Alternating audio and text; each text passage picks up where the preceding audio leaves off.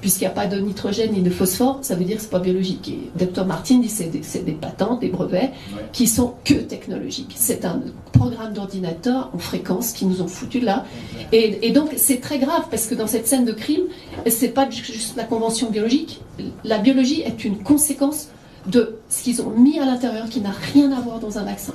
Et donc dans une scène de crime, vous devez ouvrir le débat avec plusieurs spécialités, et c'est ça qu'on doit faire. Donc voilà, on arrive à Conseil de sécurité qui s'occupe de la guerre et de la paix, mais aussi des armes biologiques, et comme par hasard, de quoi? Des tribunaux de Nuremberg, qui a été rapatrié après la Deuxième Guerre mondiale, sous l'égide du Conseil de sécurité, qui décide de la Cour internationale de justice et la Cour criminelle.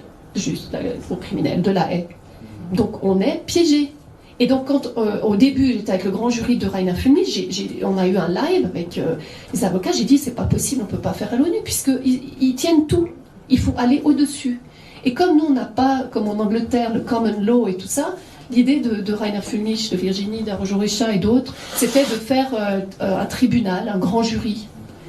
On a débuté comme ça. Moi, j'étais dans plusieurs trucs, dans plusieurs modèles. Le common law, ou la loi naturelle, etc.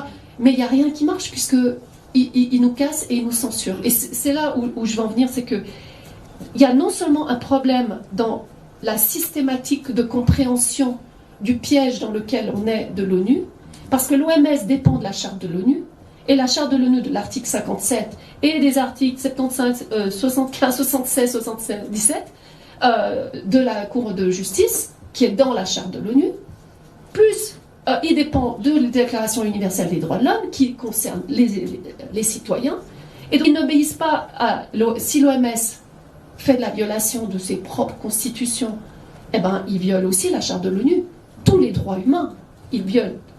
Vers le haut, si on passe, c'est plutôt le bas, maintenant il faut changer la pyramide, le Conseil de sécurité n'obéit pas à la charte de l'ONU, puisqu'ils ont établi qu'eux, ils représentent plus de 70% de la population, c'est 5 pays, donc voilà, c'est une démocratie, et c'est donc un gouvernement mondial déjà, depuis très longtemps. Je l'ai dit dans une conférence en Belgique, c'est prémédité, vous ne pouvez pas, c'est une déduction logique. La Société des Nations, avec 41 pays qui ont dit on a 70% du monde entier et donc on peut décider pour le monde entier, et c'est comme ça qu'on va dérouler petit à petit, en faisant une deuxième guerre mondiale, la Société des Nations, 41 pays, à la fin il y en avait 60, mais c'est qu'un tiers des vrais de tous les pays, et puis après les Nations Unies.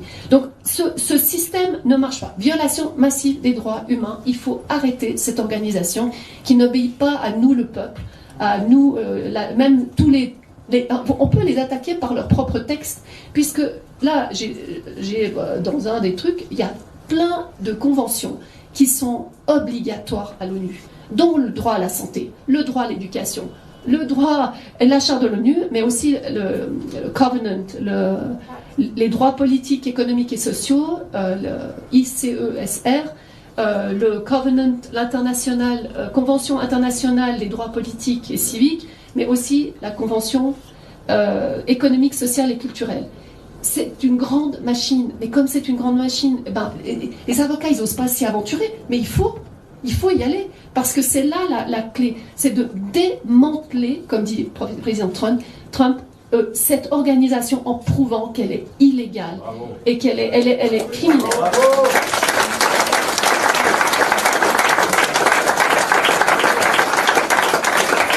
Et donc, en fait, alors ça c'était pour aller vers le haut, mais vers le bas, vers nous, c'est nous là, qui devrait être au-dessus. La loi naturelle est au-dessus de toutes les lois, tu me confirmeras, parce que, en fait, avec Virginie, avant qu'il y ait eu la session à l'OMS, j'ai appelé, j'ai dit, écoute, il faut que tu trouves quelque chose, parce que moi je vois où est l'erreur, mais je n'arrive pas à mettre en mots juridiques la grosse fraude qu'il y a. Et donc, la première chose, c'est qu'elle a dit, c'est que le droit naturel est au-dessus de tout. Il n'y a aucune loi internationale qui peut surpasser le droit naturel, notre droit. Après, la Constitution, notre souveraineté nationale. Et donc, qu'est-ce que l'OMS a fait? Et là, j'ai noté, c'est une violation des propres instruments internationaux et nationaux. Et ils ont utilisé le transfert des compétences, ils ont abusé du transfert de compétences et le transfert de pouvoir. On ne leur a jamais donné notre pouvoir ni notre souveraineté. Ouais, je vais bientôt finir.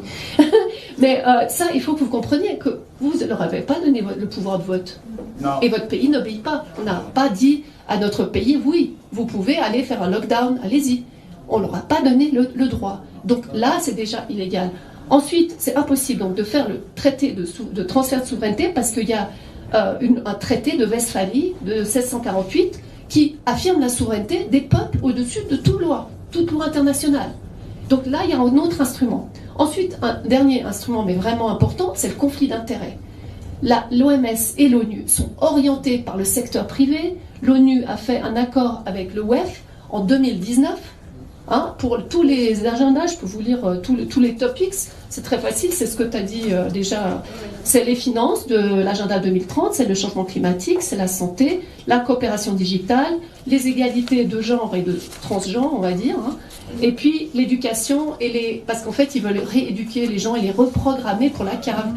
C'est pas encore assez, ils veulent encore faire plus. Et donc, c'est aussi une violation de notre droit naturel, de notre truc, mais ce qui est aussi important, c'est que le conflit d'intérêts nous permet de dire qu'ils sont orientés par des appâts de gains qui sont contraires à notre intérêt que population en tant qu'être humain. Bravo. Et dans ce sens, tout ce qu'ils ont signé est nul et à proscrire à partir déjà depuis 10 ans, puisque Gavi était là depuis 2009.